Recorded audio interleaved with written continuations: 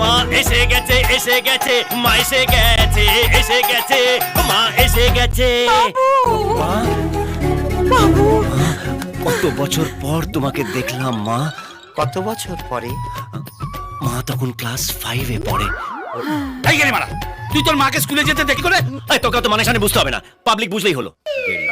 এটা কি আমাদের পাকাদানে মই দিচ্ছে? ও নেপু, আমরা দুজন এক সেলের কয়েদি। ওগো আমার সোনা মানা।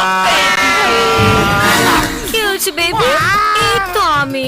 ওগো আসতে এত লেট করলে কেন? আসলে কাল রাতে স্টার মুভিতে একটা হট মুভি দেখছিলাম, আচ্ছা, তাই লেট হয়ে গেছে।